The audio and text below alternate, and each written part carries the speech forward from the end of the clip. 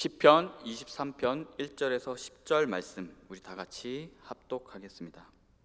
땅과 거기에 충만한 것과 세계와 그 가운데에 사는 자들은 다 여호와의 것이로다. 여호와께서 그 터를 바다 위에 세우시며 강들 위에 건설하셨도다. 여호와의 산에 오를 자가 누구며 그의 거룩한 곳에 설 자가 누구인가? 곧 손이 깨끗하며 마음이 청결하며 뜻을 허탄한 데에 두지 아니하며 거짓 맹세하지 아니하는 자로다. 그는 여호와께 복을 받고 구원의 하나님께 의를 얻으리니 이는 여호와를 찾는 족속이요 야곱의 하나님의 얼굴을 구하는 자로다. 셀라. 문들아 너희 머리를 들지어다. 영원한 문들아 들릴지어다. 영광의 왕이 들어가시리로다. 영광의 왕이 누구시며 강하고 능한 여호와시요 전쟁에 능한 여호와시로다. 문들아 너희 머리를 들지어다. 영원한 문들아 들릴지어다. 영광의 왕이 들어가시리로다. 영광의 왕이 누구시며 만군의 여호와께서 곧 영광의 왕이시리로다. 셀라. 아멘. 노래에는 노랫말이 있습니다. 우리는 그 노랫말과 그 곡조를 들으면서 그 노래가 무엇을 묘사하고 있는지 또 어떠한 마음을 표현하고 있는지를 상상하며 그 노래를 듣고 있습니다. 그러한 우리의 다양한 삶, 우리의 삶을 통해서 살아가며 느끼는 다양한 감정들을 노랫말의 구성과 분위기를 통해서 우리는 알 수 있습니다.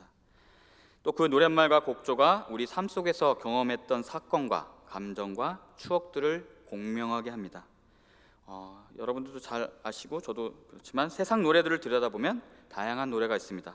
바로 서로 사랑스러운 눈빛으로 바라보고 있는 연인들을 상상하게 하는 노래들도 있습니다. 또 헤어진 연인을 그리워하면서 밤새 비오는 날 밤새 연인의 집 앞에서 애태우며 그 연인을 기다리는 그런 모습의 노래들도 있습니다. 그리고 세월의 무상함을 느끼며 자신에게 스쳐갔던 인연들을 생각하며 부르는 노래들도 있습니다. 또한 작은 초막에라도 그 님과 함께 잘 지내고 싶다라는 그런 노래들도 있습니다. 노래 속에 그 곡조와 가사에 담긴 상황적 맥락을 따라 그 노래의 양식은 매우 달라집니다. 어떠한 상황에서 이 시가 쓰였고 불렸을까를 상상해 보시며 시편을 읽으시면 더 큰 은혜가 있을 줄 믿습니다. 시편 또한 노래이고 그 믿는 성도들의 마음을 표현했던 바로 기도문이기 때문입니다. 오늘 읽어봤던 제가 이렇게 길게 서론을 말씀드리는 이유는 24편의 시편의 양식을 되게 결정하기 어렵기 때문입니다. 그 배경을 어떻게 다양하게 해석할 수 있는데 24편을 읽어보셨다시피 세 부분으로 그냥 간략하게 나눌 수 있습니다. 1절과 2절, 3절과 6절, 그리고 7절과 10절입니다. 먼저 미리 말씀드리면 1절과 2절은 창조 시의 하나님의 왕권의 기초와 혼돈 속에서 물의 정복을 통해서 어떻게 하나님이 이 세상을 세우셨고 일으키셨는지에 대한 창조의 섭리에 대한 하나님의 위대하심과 그런 모습, 광대하심을 노래하고 있습니다. 그리고 두 번째 부분인 3절과 6절에서는 창조의 하나님을 경배하려는 사람들의 삶과 심령을 뒤돌아보게 하면서 마음을 정돈하게 하며 회개와 다짐을 하게 하는 모습을 나타내고 있습니다. 또 세 번째 부분은 드러나지는 않지만 언약궤와 관련된 하나님의 왕권을 군사적인 언어로, 즉 언약궤와 함께 전장을 행진하는 모습이나 운반하는 모습을 묘사하고 있습니다. 이스라엘에서 언약궤는 전쟁 시에 승리를 가져다 주는 하나님의 인재를 상징하기 때문입니다. 시편 24편의 두드러지는 주제는 바로 왕이신 하나님께 드리는 경배입니다. 창조주 하나님을 향한 이스라엘의 백성들의 마음과 또 하나님의 임재를 상징하는 성소와 언약궤에 관한 이야기가 24편에 흐르고 있습니다. 우리 1절과 2절을 다 같이 합독하겠습니다. 그 땅과 거기에 충만한 것과 세계와 그 가운데에 사는 자들은 다 여호와의 것이로다. 여호와께서 그 터를 바다 위에 세우시며 강들 위에 건설하셨도다. 제가 앞에서 말씀드렸다시피 첫 번째 부분은 1절과 2절, 즉 내용상 찬송가입니다. 세계를 창조하시고 그 세계를 지배하시는 여호와 하나님을 찬양하고 높이고 있습니다. 이 부분은 하나님이 만드신 세계와 그 안에 사는 생명들, 이스라엘 백성들과 많은 이방 족속들과 그리고 동식물들에 대한 하나님의 통치하심을 어떠한지를 이야기하고 있습니다. 가만히 1절을 들여다보시면 이거는 단순한 증언이나 말이 아닙니다. 어떠한 깊은 묵상에서 나온 말로 보여집니다. 만약 그냥 단순한 말이었다면 하나님이 이렇게 창조하셨고 저렇게 섭리하셨다는 단순한 진술을 통해서 그렇게 나에게 생명과 충만해야 할 땅과 자연을 주셨기 때문에 내 마음대로 내 정욕대로 열심히 살아가야지라고 이것을 말할 수도 있었을 것입니다. 근데 시편 기자는 그렇게 말하고 있지 않습니다. 그러므로 이 모든 것들이 다 주의 것이고 나의 삶도 다 여호와의 것이다라고 고백을 하고 있습니다. 바로 그 고백 위에서 여호와의 통치하심으로라는 묵상으로 확장해 가고 있습니다. 바로 2절에서 나오듯이 그 터를 바다 위에 세우시고 강들 위에 건설하셨다라고 말하고 있습니다.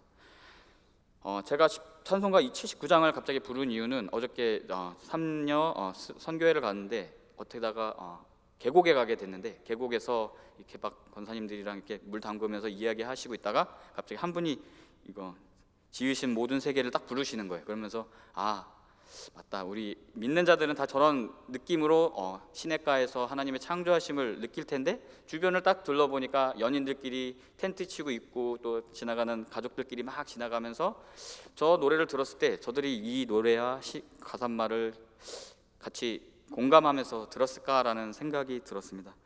단순하게 딱 들었을 때 저 사람도 찬송하는구나 라고 말할 수도 있겠지만 이 1절과 2절 안에서는 우리 성도들이 느끼는 그러한 하나님의 위대하심과 강대하심, 또 그 시냇물 속에서 흐르는 졸졸 흐르는 그런 평안함과 또 안정감, 또 그 안에서 오색에 비춰져 있는 그런 풍경들이 바로 하나님의 위대하심과 하나님의 자연을 통해서 우리에게 계시하는 모습을 79장과 또 지금 나오는 1절과 2절을 통해서 그가 깊게 묵상하지 않았나라는 생각이 듭니다. 그러면서 그는 고백합니다. 이 모든 것이 다 여호와의 것이다. 이것이 바로 세상 사람들과 다른 바로 우리 성도들이 할 수 있는 정말 깊은 묵상에서 나오는 고백입니다. 학자들은 여기서 고대인들의 세계관에 대해서 이야기하고 있습니다. 2절에 대한 말씀입니다. 땅의 기초는 압수라고 하는 위에서 놓여 있는데 이것은 태초의 물이라고 합니다. 그렇기 때문에 2절을 딱 가만히 우리가 들여다봤을 때 그 터 위에 바다 위에 세우심이 무엇일까? 강을 위에서 거기서 건설하시는 것이 무엇일까라는 생각이 들 것입니다. 지금도 그렇지만 우리가 몇 년 전, 제가 한 10년 전인가 12년 전에 들었던 것 같은데 바로 동남아시아에서 해일이 일어나서 확 덮쳤던 그런 사건이 있었습니다. 일반 사람들, 지금 우리가 과학이 발달되어 있는 우리가 봤을 때도 그 광대한 깊은 넓고 큰 파도가 그리고 또 그렇게 잠식해오는 해일의 모습을 보면서 자연은 위대하구나라는 것을 느꼈는데 과연 2000년 전, 7000년 전에 있던 그런 고대인들은 그런 모습을 보면서 어떠한 생각이 들었을까요? 그 혼돈 속에서 어떤 자연의 위대함과 장엄함과 그 안에서 무기력한 인간의 모습을 경험했을 것입니다. 바로 그러한 세계관을 가지고 있는 것 안에서 우리가 이 2절을 이해할 필요가 있습니다. 바로 그 터를 바다 위나 강의 위에 세웠다라는 의미는 바로 그런 우리가 컨트롤할 수 없는, 우리가 지배할 수 없는, 우리가 그런 것들 위에서, 그런 통제할 수 없는 혼돈 위에서 하나님께서 질서를 세우셨다라는 것입니다. 바로 바다와 강은 자신들이 제어할 수 없는 무언가였습니다. 바로 통제할 수 없는 혼돈입니다. 그 혼돈과 그 혼돈 가운데 창조의 깃들, 즉 질서를 세우신 여호와 하나님을 2절을 통해서 시편 기자는 찬양하고 있습니다. 혼돈의 환경과 여호와의 하나님이 세우신 질서라는 거울 앞에서 우리는 서 있습니다. 그 거울에 비춰진 우리의 모습은 어떠한 모습일까요? 시편 기자는 자신을 포함한 우리가 주님을 경배할 자격이 있는지를 돌아보게 하고 있습니다. 바로 3절과 6절입니다. 우리 3절과 6절을 같이 읽겠습니다. 합독하겠습니다. 여호와의 산에 오를 자가 누구며 그의 거룩한 곳에 설 자가 누구인가? 곧 손이 깨끗하며 마음이 청결하며 뜻을 허탄한 데에 두지 아니하며 거짓 맹세하지 아니하는 자로다. 그는 여호와께 복을 받고 구원의 하나님께 의를 얻으리니 이는 여호와를 찾는 족속이요 야곱의 하나님의 얼굴을 구하는 자로다. 셀라. 여기까지의 맥락을 보면 두 번째 부분은 경배하기 전에 읽혀진, 바로 성전을 순례하기 전에 읽혀진 기도문일 듯 보입니다. 우리 시편 15편과 이사야서 33장 14절에서 16절을 비교해 보면은 알 수 있습니다. 제가 시편 15편을 읽겠습니다. 여호와여, 주의 장막에 머무를 자가 누구 오며 주의 성산에 사는 자가 누구 오리까? 정직하게 행하며 공의를 실천하며 그의 마음에 진실을 말하며 그의 혀로 남을 허물하지 아니하고 그의 이웃에게 악을 행하지 아니하며 라고 하면서 쭉쭉쭉 어떠한 자신의 모습을 들여다볼 그런 모습들을 서술하고 있습니다. 15편 1절에도 나오는 것처럼 여호와여, 주의 장막에 머무를 자가 누구 오며 주의 성산에 사는 자가 누구 오리까? 라고 먼저 이야기를 통해서 그들이 성소에 순례하는 자들의 어떤 경건한 마음과 또 거룩한 마음을 또 그리고 회개치 않은 마음들을 뒤돌아보게끔 먼저 미리 이렇게 질문을 하고 있습니다. 또 이사야서 33장 14절 16절에서도 제가 읽겠습니다. 시온의 죄인들이 두려워하며 경건하지 아니한 자들이 떨며 이르기를 우리 중에 누가 삼키는 불과 함께 거하겠으며 우리 중에 누가 영영이 타는 것과 함께 거하리요 하도다 라고 하면서 바로 하나님을 경배하기 전, 하나님을 임재를 경험하기 전에 우리가 어떠한 모습, 삼키는 불과 함께 그렇게 해서 살아남을 수 있느냐, 그러한 것에서 영영 타지 않고 거할 수 있겠느냐라고 하면서 자신의 모습을 또 그런 경건한 모습을 되돌아보게끔 하는 그러한 구절입니다. 이러한 모습, 이러한 것들을 통해서 볼 때, 이러한 말과 이야기의 형식을 봤을 때 바로 3절과 6절은 바로 하나님의 성전에, 하나님을 순례하기 전에 그러한 모습의 입당 의식에 들어가기 전에 성전을 방문하는 성도들에게 몸과 마음을 한 번 다지는 의식으로 보고 있습니다. 즉 질문과 그에 대한 응답과 학언의 양식이 있습니다. 우리 거룩한 성동교회 예배 전에도 우리의 마음을 다잡고 하나님 앞에 경건한 마음과 몸가짐을 정돈하는 인내의 순서와 매우 비슷한 것 같습니다. 우리 교회도 인내의식과 함께 회개의 기도문을 읽습니다. 그러한 우리의 모습을 상상하시면서 이 시편을 읽으시면 좋을 것 같습니다. 특히 3절과 6절에 되게 중요한 본문의 말씀이 있는데 3절과 6절을 비교해 보시면 시편 기자가 무슨 의도를 가지고 시편을 지었는지를 어렴풋이 알 수 있습니다. 읽어보셨다시피 여호와의 산에 오를 자는 바로 여호와를 찾는 사람입니다. 바로 야곱 하나님의 얼굴을 구하는 사람입니다. 지금 우리도 성전에 나와 하나님의 은혜와 영광을 구하고 있습니다. 그리고 4절을 통해서 우리를 돌아보게 합니다. 곧 손이 깨끗하며 마음이 정결하며 뜻을 허탄한 데 두지 아니하며 거짓 맹세하지 아니하는 자로다. 항상 우리는 우리의 모습을 돌아보며 우리의 삶을 점검해야 합니다. 주님 앞에 회개하며 허탄한 데 뜻을 두지 말아야 합니다. 여기서 나오는 허탄한 것에 대한 표현은 어떤 것에 대한 욕망을 키운다라는 원어의 의미를 담고 있습니다. 또 여기서 뜻이라는 것은 생리학적으로 목구멍을 가리키는데 바로 욕심, 식욕과 욕구를 가리키고 있습니다. 이런 허탄한 것은 덧없는 혹은 공허한 것과 관련이 있습니다. 이처럼 사람이 중요하다고 생각하지만 하나님의 지혜로, 하나님의 눈으로 보았을 때 덧없고 공허한 것이 많습니다. 시편 기자도 그 점을 꾸짖고 있습니다. 우리는 온전한 주님의 창조의 섭리와 그 만지심을 소망하길 기도하겠습니다. 우리 마지막 7절과 10절을 같이 합독하겠습니다. 문들아 너희 머리를 들지어다. 영원한 문들아 들릴지어다. 영광의 왕이 들어가시리로다. 영광의 왕이 누구시며 강하고 능한 여호와시오 전쟁에 능한 여호와시로다. 문들아 너희 머리를 들지어다. 영원한 문들아 들릴지어다. 영광의 왕이 들어가리로다. 영광의 왕이 누구시며 만군의 여호와께서 곧 영광의 왕이시리로다. 셀라.